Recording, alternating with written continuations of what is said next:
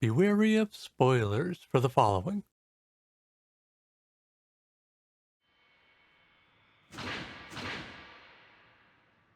Amagi! Brilliant Park!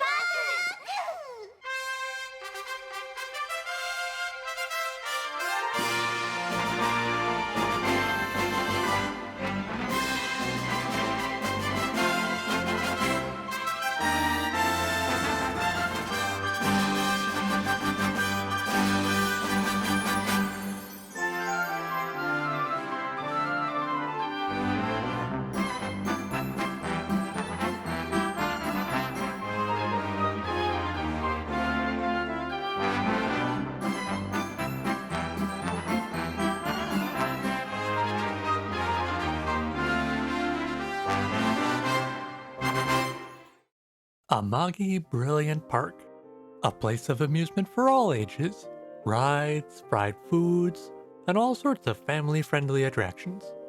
Truly, what a magical place in this modern time. As in, magic is real. Those fairies are real fairies. They have a princess that can grant magical powers.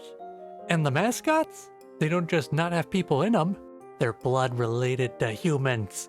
And since their magic is effectively their lifeblood, if they run out, they die. So how do these magical creatures get magic in this obviously non-magic modern day world? They create animus, which can only be made in proximity to a human's fun and enjoyment. Hence the reason why these magical otherworlders decided to start an amusement park.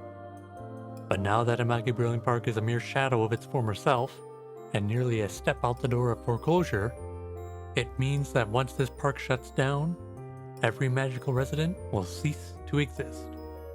So why not leave it to a self-proclaimed narcissist, whose whole being is his self-image, to fix the park and get it back to its glory days of years past?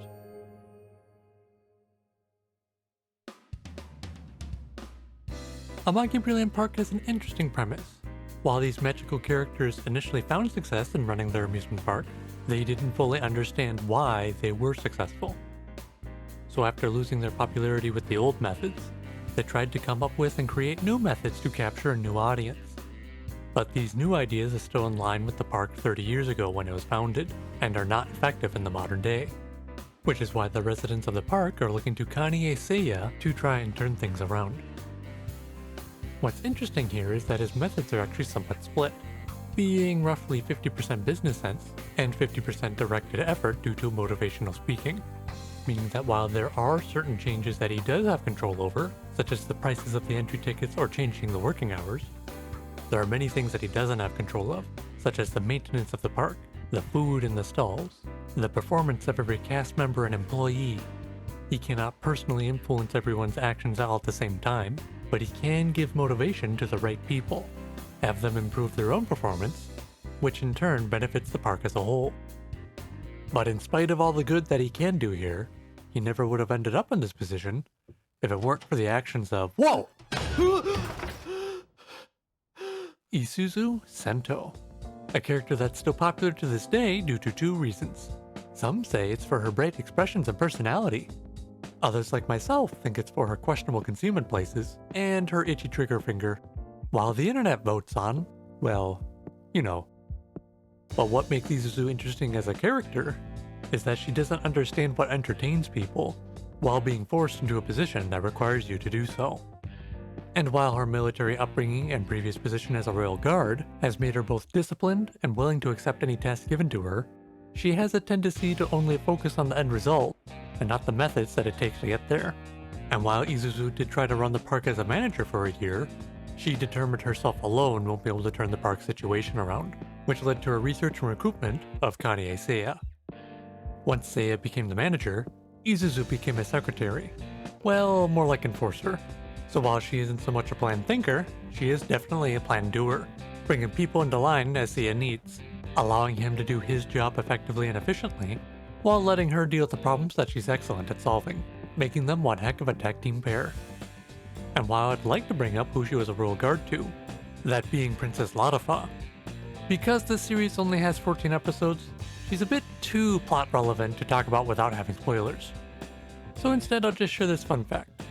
Did you know that Kanye's and Latafa's names are both references? It turns out they both refer to... Oh. And they say Japan only exports their culture.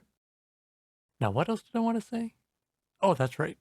The jokes in this series are a bit, ですか？はい AV です。そうですか。AV です。 dirty. While the amusement park is meant to be family friendly, the cast definitely are not. If Izuzu herself didn't already tick you off to the lascivious nature that the show can bring. But man, these mascots. This pink cat in particular.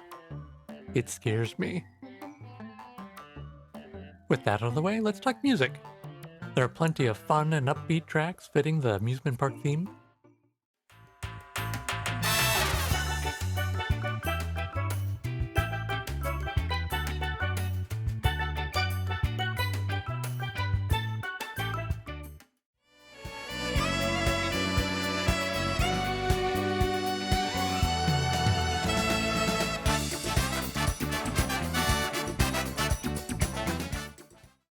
Yet the show will slip in some surprisingly serious tracks too.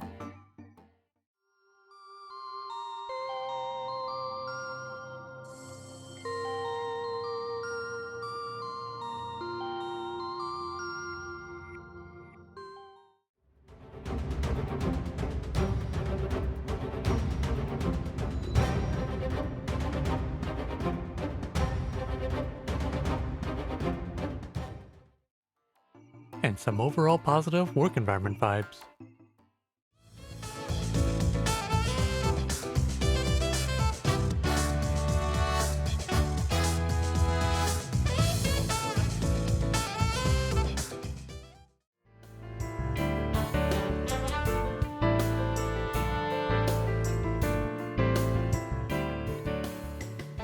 Amagi Brilliant Park is short and sweet, so I do hope you give it a watch.